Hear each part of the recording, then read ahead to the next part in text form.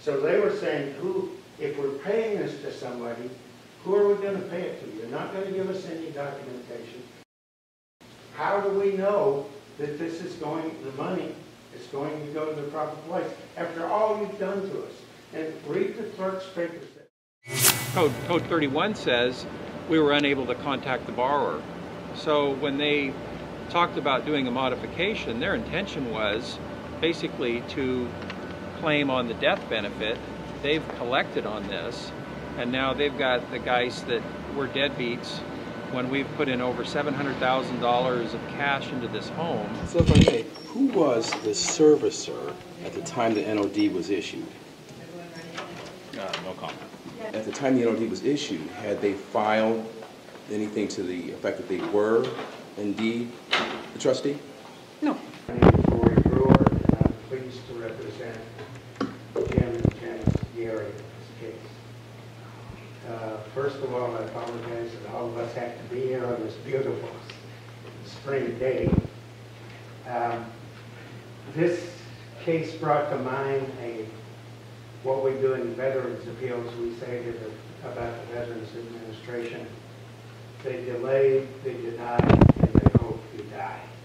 And in this case, they delayed, they denied, and they pronounced Ms. Ballard dead. If you look at Clerk's Papers 195, you will see that the reason that they said the foreclosure took place was death of borrower. Well, as Mark Twain said, you can see Ms. Geary is here. The pronouncement of her death was greatly exaggerated. The cost, and I think that's important for two reasons. One is the plaintiffs did not bring a summary judgment motion on the issues that obviously need an examination of facts. We brought a summary judgment motion on the quiet title. The respondents brought summary judgments on issues that were full of factual disagreements. And one of the things that was surprising to me at the court, if you look at the reported proceedings, page 3 of the reported proceedings, line 4, the judge is talking about that this is supposed to be an inexpensive way to take care of things, to be the trust act. And then he later says,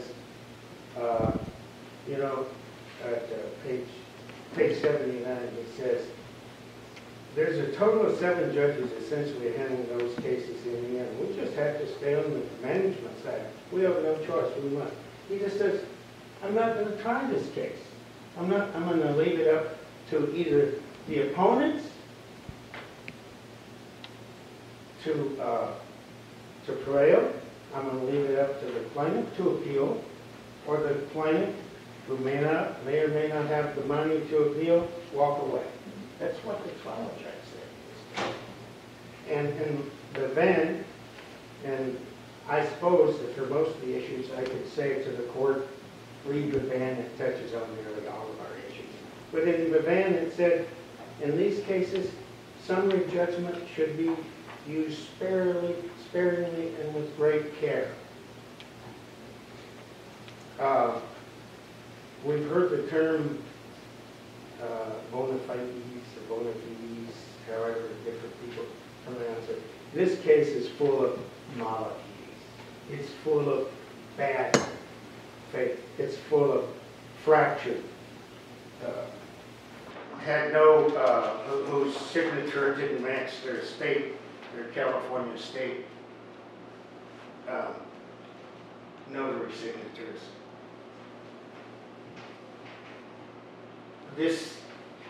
The fractured nature of this started when Ms. Geary asked for a modification. And you know, I think one of the counsel said, well, this is unlike all the other cases. Yes, it is. It's very much unlike. Mrs. Geary wasn't in default. She had never had a default. She had never had a late payment on her record. What she asked Aurora, who was the servicer, fixed rate. And the reason she wanted a fixed rate was for two reasons. One, she was in a foreclosure case on the homeowners association, by the homeowners association, which, by the way, this court ruled in Mrs. Geary's favor. They were in a foreclosure in that case, which they eventually won. And number two, they had the death of a child. And those are in the records. And Janice's declaration in Clerk's Papers 908 and 912 and 916. The bank statements showed that she was fully capable of paying. What she asked for was a fixed rate interest. That's what she asked for. Because, as most of you probably recall, at that time, the interest rates on these arms were just spiraling out. So she asked for a fixed rate interest. Yes. And Aurora said the only way you can get a modification is if you're behind on your payments. Correct. So she stopped making payments. Right. And then Aurora didn't modify the loan. Right. And then she did what? Yeah. They spoke with her for months. Right. After they denied it. They said, Right. submit more papers, submit more papers. Right. And at that point, she was really behind. And, Right. yeah, right. And so at that point, And she continued to owe an obligation. You're saying she no longer owed an obligation on the loan because on the note, over- yeah, she owed an obligation on the note. that she ceased making payments. Was it in December? And then never made another payment on the loan. She never made another And payment, even yes. after she received notification of trustee sale? After she received the notification of default. She asked for documentation that they would stop the foreclosure if she caught up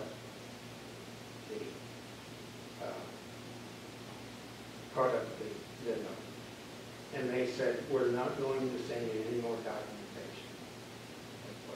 And at that point, But she had certain legal rights that say if you either catch up or you put the money into the, pay the money into the registry of court, you can stop foreclosure. And yes, and the other thing she asked for did is, she do any of those things? she didn't put the money into the registry of court. She didn't make the payments. What she did is said, who is my lender? And the notice of default says you have X amount of dollars that you need to pay in order to stop the process, right? Right. What additional documentation did she seek? Well, they had continued this over several periods of time, and then it started out. When there was questions about who owned the note and things like that. Evidently, the trustee did not do the fiduciary duty of the duty of loyalty. They didn't check to see who, they continued with it. But they continued with the foreclosure. Even though they delayed it because there were questions about it, like in, I think in Brazil and Walker, there were questions raised that the trustee should have. So they were saying, if we're paying this to somebody, who are we going to pay it to? You're not going to give us any documentation. You're not going to tell us who the holder of the note is. You've assigned it to someone who is not a valid trustee. How do we know that this is the money is going to go to the proper place after all you've done to us? And read the clerk's papers that I've submitted. There are case notations about how they're manipulating this thing over and over. And What do you mean specifically by that? I'm not sure. well, they're saying it's up to our investor. They don't say holder of the note. They don't say lender. They say it's up to our investor who to modify. or whether we can modify, and they're stringing her along for months and months and months. And they are even talking to her after they issued the notice of default. They're even talking to her about it. So, and her simple question was, if I make these payments, how do I know that they're going to go to the right person? Who's the lender of the note? You know, you've got MERS, you've got Lehman Brothers, you've got Lehman Brothers Holdings. Is the notice of default, our notices of default would be required to tell the holder of the... They are, but the notice of default was issued without power. I mean, it had, I was going to get to that. The notice of default was issued without power because of the broken sequence of, you know, the foreclosure was without power because the parties that were initiating the foreclosure didn't have the power to do it. Miss Geary can't take my mortgage and issue a notice of foreclosure to me without having a beneficial interest in it. And that's what happened. MERS, first of all. Here's assigned to Lehman, who is assigned to MERS, right? Yes, and MERS, as we've known, but Van, Walker, Bain, they always say MERS can't be. They say it. It's that simple. It's ingrained in the law. Does your argument rest on the concept that MERS is legally unable to be a legal beneficiary on a deed of trust? That's one argument. The other argument is, even if it was, look at the breaks. First of all, the note is sold to Lehman Brothers. Then, the beneficial interest is transferred to Lehman Brothers Holdings. There's a separation there. There's no beneficiary. There's no legitimate beneficiary there. They assign it to... and what is it that you're showing us? Is that... Oh, this is an exhibit. Where did, it's CP what then? 78. I mean, we set out in our response to their summary judgment motions a very fractured trail to this. This is not like the Bank One case where, you know, there may be some interest by One West. This is chopped up all the pieces. This is chopped up all the pieces. It's assigned to the servicer at one point, Aurora. And then I'm going to take another minute of my reserve time because I want to get to this real fast. AIM was never listed as a holder of the note or the beneficiary. If you see the min summary, which is the summary that MERS keeps because they keep the registration of the note, AIM is never listed. We have contradicting from the same person. I think her name is Mr. Farrell. We have contradicting information from Mr. Farrell. And the first thing she says is that Lehman Brothers was the holder of the note before and shortly after the time of foreclosure. And then Willie says, wow, isn't that interesting? In our response, at the court, we say, isn't that interesting because it was foreclosed in the name of Aurora. She says, oh, well, Ing had an interest in the note from 2005. Well, in my former life, I was a counsel to a tax syndicator, and we syndicated note participation agreements. You didn't have an interest in it. That doesn't mean you have any right whatsoever to enforce the note. They have never put in a record, and I challenge your clerks to look, they have never put in the record one single indication that they were the owner of the note. And the other thing I want to address is the fact that even if all this hadn't happened, I'm sorry, I keep calling it ING, it's ING. ING couldn't have purchased the property. They couldn't have purchased it. It was sold to Aurora at the sale. They have no interest in it. That's why we're entitled to quiet title. They have no interest. They show no security interest in the property, ever, anywhere in the record.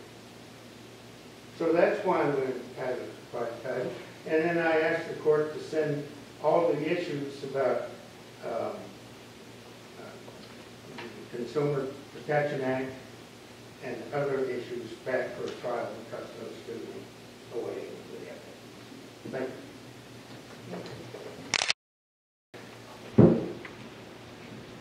Good morning, Your Honor. Barbara Valero for Respondent of Rural Loan Services. Your Honor, the respondents have agreed among ourselves that I and ING's counsel will have 7.5 minutes of time, and Quality's counsel will have 5 minutes. If you could possibly reset the timer, I would appreciate it.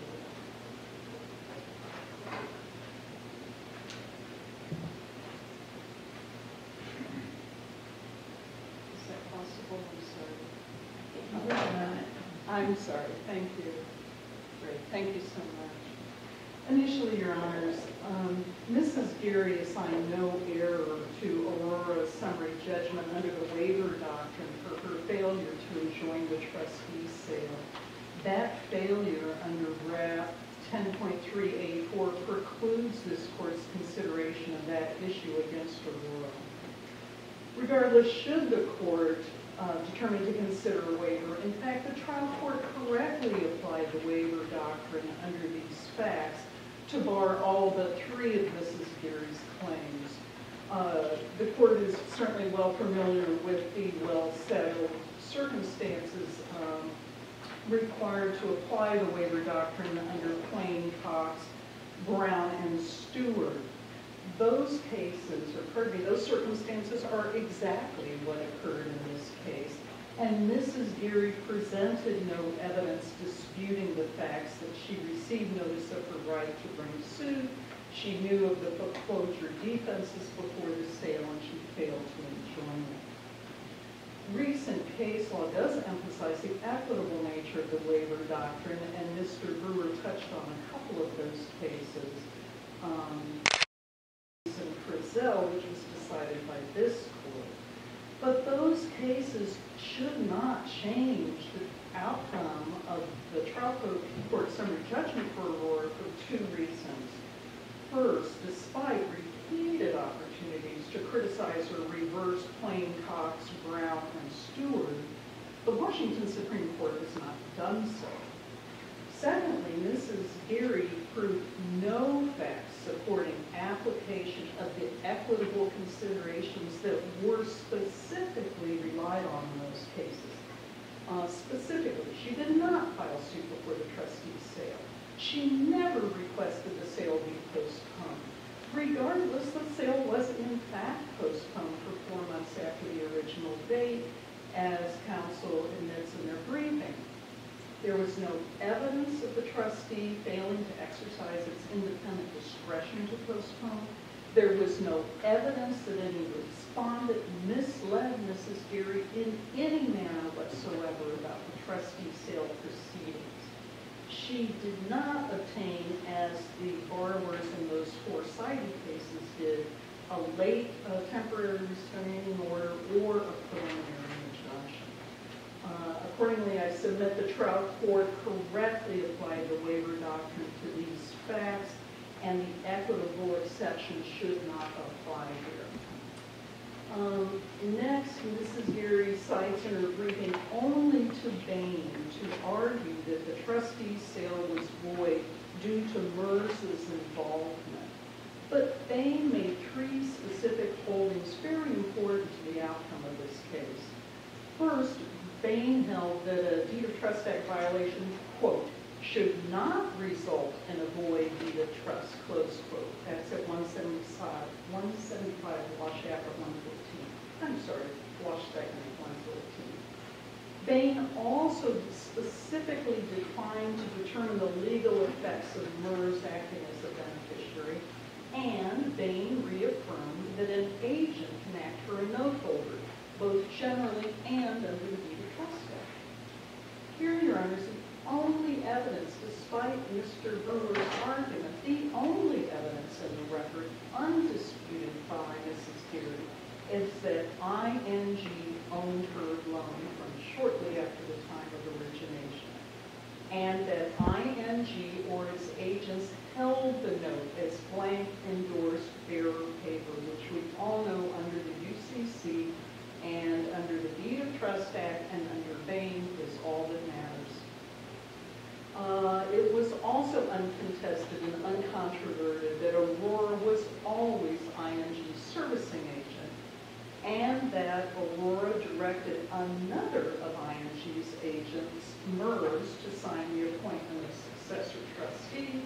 And finally, again, despite what Mr. Brewer just argued, that quality as agent of the beneficiary of ING and Aurora issued, I should have said just ING, my apologies, issued the notice of default as an authorized agent, which it is entitled to do under RCW 61.24.0308. And as an aside, I will add, there is nothing in the record to support the Geary's claim that Aurora or ING collected on mortgage insurance due to the borrower's death.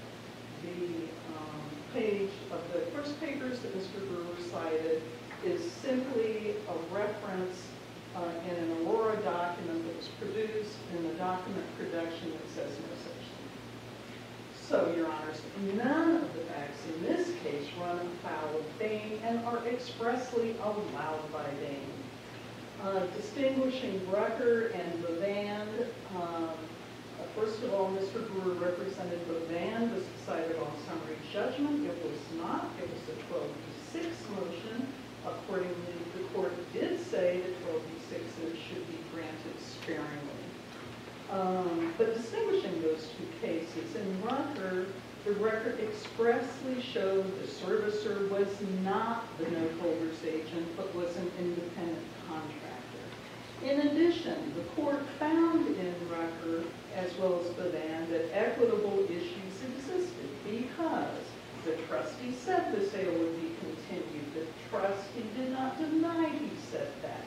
The borrower relied on that representation, and the borrower testified they would sue if they had known the sale was going forward. Those aren't our facts here. Our facts here are Mrs. Geary's been a realtor for 20 years. She's familiar generally with non-judicial foreclosures. She pressed identical claims for several months pre-sale. She read and understood the notice of default. She knew she had to file suit. She didn't do it, and nothing that Aurora, ING, or Quality did or said stopped Mrs. Geary from restraining the sale. Very briefly, Your Honor, Mrs. Geary's post-sale claims survived. In response to Mr. Brewer's comments, I would refer you to the report of proceedings at 28, quoting evidence in which Mrs. Brewer wrote that to Aurora, that some people at Aurora, quote, tell me not to worry about payment until the modification comes back from you to tell me whether or not you can help. 2 people at Aurora have said I should at least make 1 payment so I won't go into foreclosure. Another person said I should make all the payments and just wait to hear from you. Now, if I could make $4,000 payments, then why would I need a modification done? The bottom line, any reliance that Mrs. Geary says she placed on any statements from Aurora was unjustified, and even if it was justifiable, it was unreasonable as a matter of law, and proximate cause does not exist because the simple fact is she was foreclosed because she hasn't paid her mortgage in 4 and probably now we're up to 5 years. I've overstepped my time. Thank you.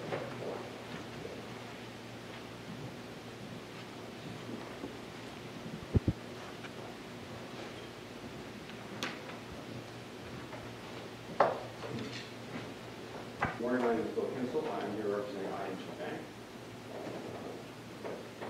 The Deed of Trust Act has 3 basic objectives. One is to make the non-judicial foreclosure process efficient and inexpensive. Second, the process should provide an adequate opportunity for interested parties to prevent wrongful foreclosure. Third, the process should promote the stability of land titles. In my client's briefing to this court, we went through a painstaking process of tracking each and every step of the recorded deed of trust and the process in this case. And we have established that this is not a Bain problem in the sense where MERS is deemed to be unlawful. What you have to have is a deed of trust that creates 4 parties. This is not a 4-party transaction deed of trust. It is the standard 3-party deed of trust transaction that identifies the lender, identifies the beneficiary as being the same entity, identifies the trustee, and then identifies the borrower. In each transaction, those entities have always remained the same. First Commercial Bank assigned it to Lehman Brothers. Eventually, Lehman Brothers assigned it to MERS, and MERS then eventually assigned both the deed of trust and the note to Aurora. At no point were those issues split in terms of the beneficiary and the lender. At no point did anyone attempt to appoint a trustee when they did not have the authority to do so. QLS was appointed as the trustee by MERS at a point when MERS held both the beneficiary and lender status under the deed of trust. It was fully authorized to make that appointment. Eventually executed and reported by Quality Legal Services as the trustee. That occurred on April 20th, 2009. You can see that at CP 240, 278 through 280. Quality Legal Services was fully authorized to do so. It had full statutory authority to issue the notice of trustee sale. There was a months-long process by which the juries had plentiful opportunities to cure the default. They had plenty of notice. They could have moved for an injunction. They failed to do so. Finally, on November 20th, 2009, the foreclosure sale occurred. At that point, my client, ING Bank, who had acquired an ownership interest in the loan through an $11,000 flow mortgage agreement, had to exercise its rights to protect this investment by buying the property. This is a traditional, there's a buyer at a foreclosure sale. And they did so to protect the investment that they had, which did not appear on recorded title. And as a result, they were exposed unless they purchased. They purchased in good faith. They had no knowledge of the underlying loan application situation, which we had briefed, where Ms. Geary engaged in a non-third-party transaction with her husband-to-be. She was the real estate agent representing the seller and the buyer. She was by no means an arm's-length transaction, and from the very beginning, it was really a tainted transaction which my client had no knowledge of. So as we briefed, what were my client's remedies? When we discovered the loan had gone into default, we asked Lehman Brothers to buy the property back. That's because we were not record title holders. You have to look at the record title. You have to follow the process of the Deed of Trust Act, or whoever has the proper statutory authority to exercise those rights, and we do not have them. So as a result, in November of 2009, we purchased the property. At this point, We have the Gearys trying to exercise an equitable remedy to quiet title in their favor. They have not alleged that they paid the note. They, in fact, have affirmatively admitted the same. That, as I read the law, prohibits them from obtaining a quiet title to the piece of property. My client has paid for it, and my client should be entitled to possession of the property under the joint eviction case. The one issue related to the corrective deed of trust, I have briefed the Scrivener's error issue. Aurora was informed of Quality Legal Services that it was supposed to issue the original trustee's deed in ING Bank's name, and it failed to do so. The failure of a trustee to follow the directions of the beneficiary should not be a windfall to the defaulting borrower. Well, it's undisputed that ING paid over $668,000 for this property in November of 2009, correct? That's correct. So it should be corrected. I mean, that is the equities of the situation. Well, then the title was corrected in May of 10, right? Correct. And as I And the trustee has the legal authority to issue a corrected title. yes. And, you know, this morning there was a second case of MERS discovered in Florida, which is the Middle Eastern Respiratory Syndrome. I get the reaction that whenever somebody sees MERS and the deed of trust, they think they have found a disease document and that they have the right to stop paying on their mortgage. And that if you're foolish enough to pay on your mortgage when MERS shows up, it's your own dumb fault. I think that's simply wrong. And we have a legal entity who is entitled to own both the note and to be the beneficiary of the deed of trust.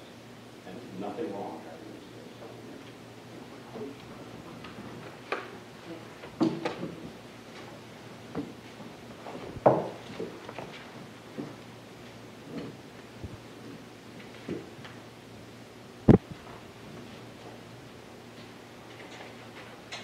Good morning, Your Honor.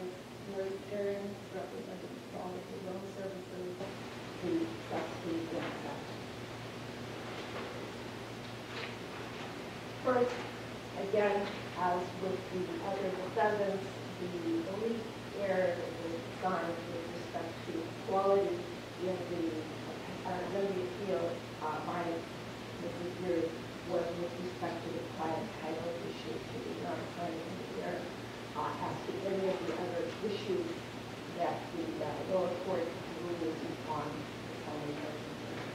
And as such, our position is that she waived on appeal any issues of error as to any of the other issues under RLC 10.3.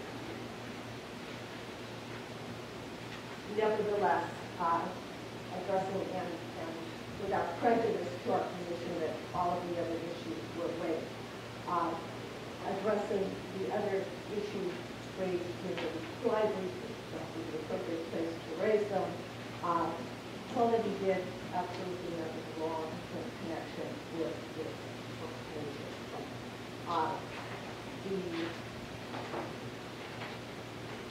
At the time that Quality advanced the foreclosure, the Trust Act, specifically RCW 61.24/07, was not yet enacted. At that time, there was no requirement that the trustee obtain a declaration from the owner beneficiary of the note. At that time, where the trustee would look would be both the referral to the trustee with respect to the advancement of the foreclosure and the recorded documents. In this case, as counsel for ING outlined, the ING had an interest in this loan dating back all the way to basically the inception of the loan, which is the March of 2005. The Pierce Bank was initially the holder of the note and the beneficiary of the business trust when the note was signed. Thereafter, Pierce Bank on March 24th, on April 25th of 05, assigned the note and the trust to Lehman Brothers. And Aurora had been the servicer of the loan, again, from the inception of the loan. On November 23rd of 05, the note and deed of trust of record were assigned by Lehman Brothers to MERS. And at that point, MERS of record became the beneficiary. And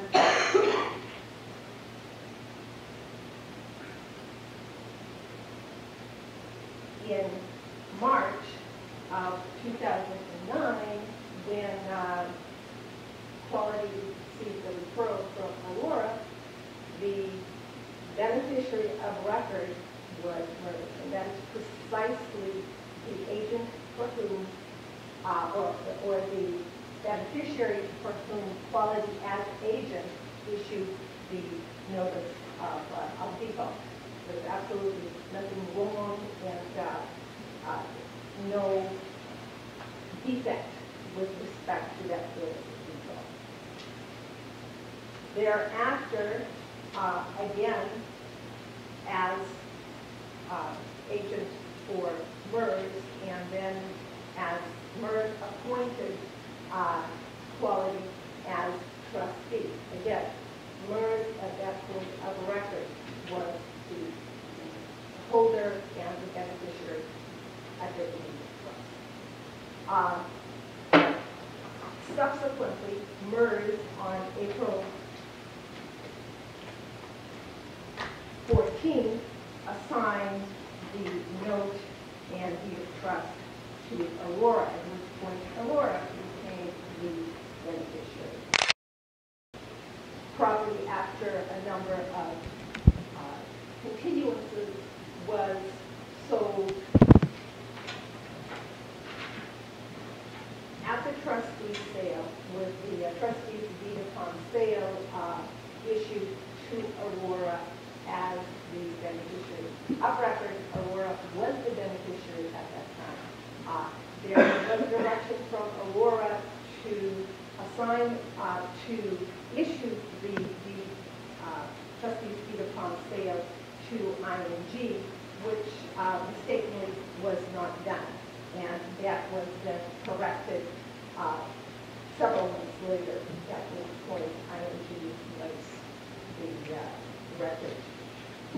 At which point ING was the purchaser. Aurora clearly could have given directions as the beneficiary to have the trustee's deed upon sale issued to another entity, as it did and as it was corrected. So were to reverse and remand this matter, we would request it nevertheless. The court denied the relief requested in appellant's reply brief to reopen discovery and connect the complaint, because at the time of the summary judgment, we were 5 years from trial. Thank you.